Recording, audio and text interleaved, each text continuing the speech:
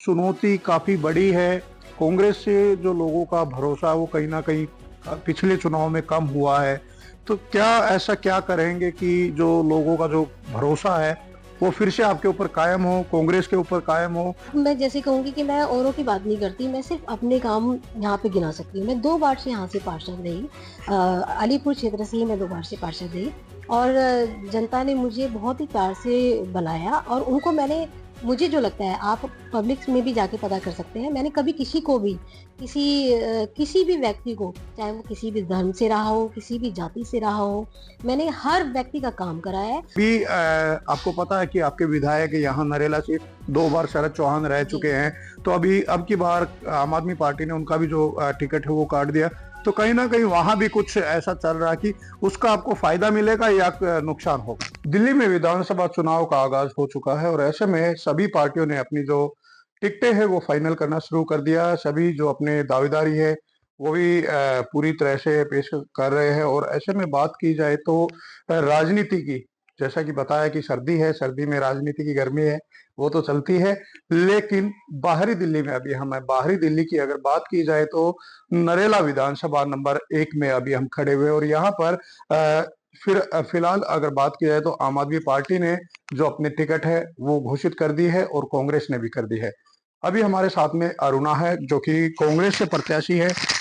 श्रीमती अरुणा जी है, उनसे भी बात करेंगे लेकिन उससे पहले अरुणा जी के बारे में बता दें क्योंकि अरुणा जी पहले भी यहाँ से निगम पार्षद रह चुकी है, तो ज़ाहिर-सी बात है फैमिली बैकग्राउंड की अगर बात की जाए तो राजनीति से जुड़ा हुआ है और देखना ये है कि अभी दोबारा से क्या जो जनता है इनके ऊपर जो अपना भरोसा है वो कायम कर पाती है या नहीं, ये तो वक़्त बताएगा। लेकिन अरुणा जी से बात करते हैं कि रणनीति क्या रहेगी क्योंकि सामने जो प्रतिद्वंदी है वो भी काफ़ी दमदार है। तो ऐसे में हम ये कहेंगे कि चुनाव के माहौल में अब की बार हम ये कहना चाहेंगे कि चुनौतियाँ काफ़ी सभी के सामने रहेगी। अरुणा जी, दिल्ली तक में सबसे पहले तो आपका बहुत-बहुत स्वागत है। बहुत-बहुत धन्यवाद आपका। टिकट मिली है आपको, जी, बिल्कुल। पार्टी ने भरोसा कायम किया है। क्या कहेंगे कि जो निगम पार्षद आप पहले रह चुकी है, जी, मैं 2 बार पार्षद रही। बिल्कुल, तो आपको बखूबी जो क्षेत्र है उसके बारे में जानकारी तो है, लेकिन क्या मुद्दे हैं अब की बार जो क्षेत्र में आप जनता के बीच में जाएँगे?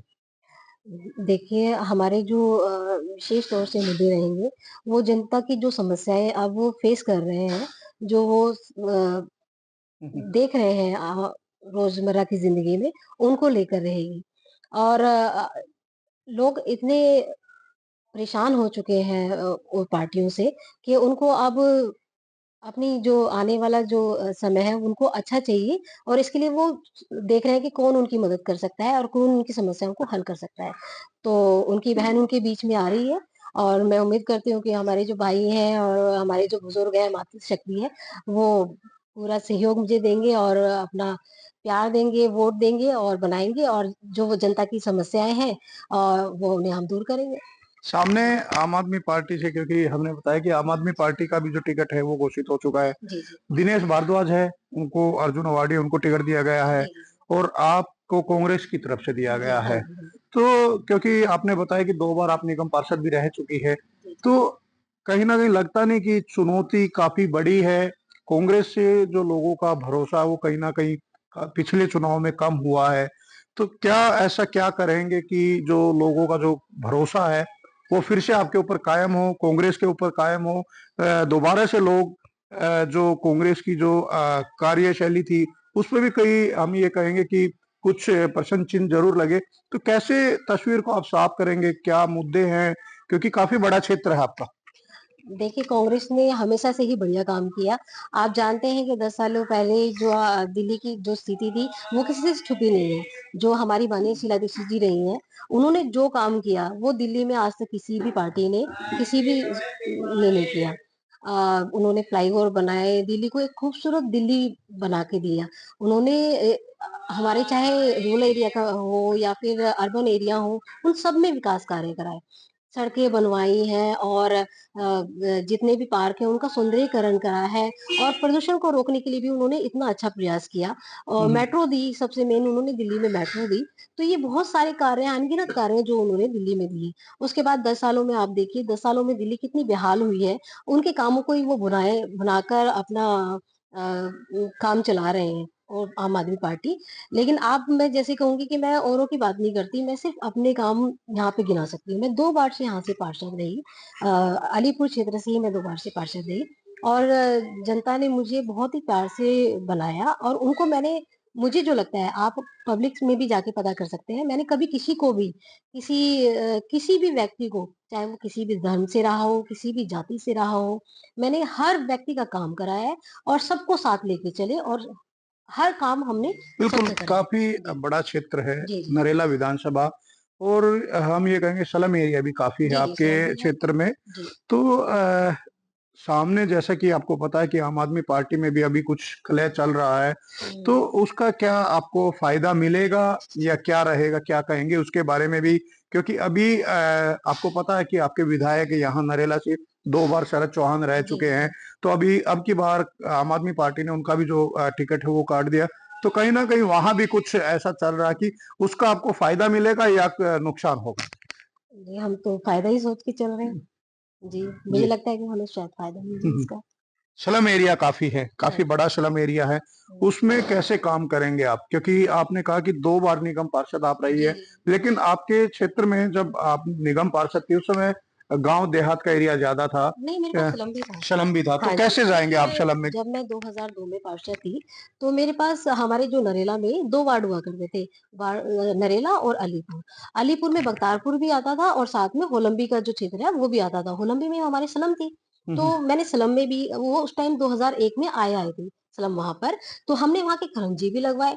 वहाँ पे हमने उनकी खरंजे, नालियाँ वगैरह, हुँ, उनके स्कूल वहाँ हमने बनवाए। हुँ, उसके बाद हमने वहाँ के पार्क बनवाए। साथ में हमने वहाँ पे पानी की पाइपलाइन देखिए वो हमारे उसमें नहीं लेकिन फिर भी हमने पानी की पाइपलाइन तक वहाँ पे डलवाई थी। हुँ, हुँ, और साथ में हमारे जो कार्य क्षेत्र में नहीं था, मैं उस टाइम निगम पार्षद थी लेकिन मैं ज़ोन की चेयरपर्सन थी। हुँ, लेकिन हमने वहाँ पे लोगों के राशन कार्ड बैठ के राशन कार्ड भी बनवाए हुँ। और उनके जो बिजली के जो मीटर वगैरह उनके लगवाने में भी उनकी मदद करी। हमें बिल्कुल। हमें पूरा अनुभव है इस नरेला बारे में। की बात की जाए जी, तो नरेला दिल्ली का पहला उपनगर है। जी, आपको पता है कि लेकिन फिर भी कहीं न कहीं पिछड़ा हुआ है, जी, क्योंकि जी। गाँव देहात का एरिया है, बॉर्डर लगता हुआ है। हुँ, तो अगर लोग आपके ऊपर भरोसा कायम करते हैं, जी, जी। क्योंकि जैसा कि हमने पहले भी बताया कि ऐसा आप क्या करेंगे कि लोग दूसरी पार्टियों को छोड़कर दोबारा से कांग्रेस पर अपना भरोसा वो कायम करें। ऐसा आपकी तरफ से क्या किया जाएगा? क्या पहल की जाएगी? या ये कहें कि काफ़ी बड़ा एरिया है। नरेला की अगर बात की जाए तो कहीं न कहीं अभी भी पिछड़ा हुआ है। ट्रांसपोर्ट की बात की जाए, मेट्रो पहले फ़ेज़ मेट्रो में का आनी हाँ, थी, मेन वो मेन अभी तक बिल्कुल, नहीं आई बिल्कुल, है। बिल्कुल। पोस्टर वार ज़रूर हुए नरेला के अंदर। जी, जी। जैसे मेट्रो का आगाज़ होता है, तुरंत जो लोग हैं, वो हुँ, नरेला की जो दीवारें हैं, उनको पोस्टरों से पूरा का पूरा भर देते हैं। हुँ, हुँ। तो क्या कहेंगे आप? देखिए, ये तो मैं भी मानती हूँ कि जो सौंदर्यीकरण जो विकास हमारे नरेला क्षेत्र में होना चाहिए था, हुँ, वो हमारा पूरी तरह से अभी नहीं हो पाया है। और मैं उम्मीद रखती हूँ अगर जनता ने मुझ पे भरोसा किया और मुझे जिताया तो बहुत से कार्य ऐसे हैं जो हम उनको करके देंगे। अपना मेट्रो का सबसे मेन मेट्रो का है जो हम चाहते हैं कि हमारे सिंघू बॉर्डर तक हो जाए। तो ये क्योंकि इसी वजह से हमारे क्षेत्र का विकास भी हम काफ़ी देखते हैं कि काफ़ी कम हो रहा है और उसके बाद हमारे जो है एक ट्रैफ़िक का जो है ट्रैफ़िक के लिए भी हम थोड़ा-सा करेंगे कि ट्रैफ़िक भी जो लग जाता है उसके लिए भी हम थोड़ा करेंगे और साथ में एक मैं जो मानती हूँ कि एक हॉस्पिटल और होना चाहिए क्षेत्र में। आप महिला जी, हैं। जी। हाँ जी। कॉलेज की बात की जाए, हुँ। एजुकेशन की आपने अभी बात की थी जी, कि जी। अगर एजुकेशन की बात करते हैं, तो नरेला शिंगो बॉर्डर पर एक ज़मीन पड़ी हुई है जो कि स्वामी श्रद्धानंद कॉलेज के हाँ, नाम से कॉलेज है। के हाँ जी, हाँ जी। लेकिन वहाँ पर अभी तक कॉलेज नहीं बना है। जो लड़कियाँ हैं, दूर-दूर से आती हैं यहाँ पर, हमारी जो बहनें हैं, उनको काफ़ी दिक्कतें आती हैं। बिल्कुल, बिल्कुल। तो उस पर किस नज़र से आप देखेंगे, उस पर कैसे काम करेंगे? नहीं, बिल्कुल, उसके लिए हम बिल्कुल काम करेंगे और उसको प्रायोरिटी से तो लेके अभी हमें तक जो चलेंगे। विधायक रहे उन्होंने क्यों नहीं किया? अब वो अब मैं उसके बारे में कैसे बता सकती हूँ कि उन्होंने क्यों नहीं किया? तो ये हुँ, लेकिन इस बारे में ज़रूर सोचना चाहिए था उनको। हुँ, हुँ, हाँ जी। हुँ। वही बात फिर आती है कि महिला है और ऐसा कुछ अलग क्योंकि सामने अभी बीजेपी की हालाँकि अभी रहती है, बाकी पार्टियों की टिकट अभी तक रहती है जी, जी। अनाउंस होना, लेकिन अभी तक 2 पार्टियों का जो अनाउंस है वो हुआ है। फिर सवाल वही आता है कि लोग आपके ऊपर जो भरोसा है, वो कैसे कायम करेंगे? क्योंकि आप निगम पार्षद रही है 2 बार से, ऐसे दूसरे जो कैंडिडेट हैं, उनसे हटकर आप ऐसा क्या करेंगे जिससे दोबारा से लोग वही भरोसा आपके ऊपर कायम करें? देखिए, पहले लोगों ने मुझ पे भरोसा किया, हुँ, मैं पंचायती उम्मीदवार थी, इंडिपेंडेंट लोगों ने जताया और मुझ पे भरोसा किया। मैंने उनका भरोसा कभी तोड़ा नहीं। और ये सब जानते हैं, ऐसा नहीं है नरेला क्षेत्र में सभी लोग मुझे पहचानते हैं, सभी अपनी बेटी मानते हैं, सभी को लगता है कि उनकी बेटी उनके बीच में आ रही है और जो काम मैंने किया उसके लिए मुझे एक शिरोमणि अवार्ड भी मिला है, भारत शिरोमणि। हुँ, बेस्ट जो कॉर्पोरेशन का मेंबर है उसका अवार्ड मुझे मिल चुका है। हुँ। तो मुझे और लोगों के बीच में जो मैंने काम किया उसको देखते हुए और जो हमारा व्यवहार रहा है उसको देखते हुए मुझे लगता है कि मुझे वोट कितना मिलेगा। मुकाबला कितना कठिन मानती है अब की बार आपकी जैसा कि काफ़ी बड़ा क्षेत्र है, एक हुँ, निगम का एक छोटा-सा वार्ड होता है, हुँ, लेकिन हुँ। बात की जाए तो करीबन 17 किलोमीटर का दायरा जो नरेला विधानसभा का है, जी, जी। तो कैसे आप कवर करेंगी, कैसे काम करेंगी? और सामने आपके जो इतने मजबूत कैंडिडेट हैं, उनके सामने कितनी जो जगह लोगों के बीच में, लोगों के दिलों में आप बना पाएँगी? देखिए, एरिया की बात है तो इसमें से आधा एरिया तो पहले ही 2002 में मेरे पास था।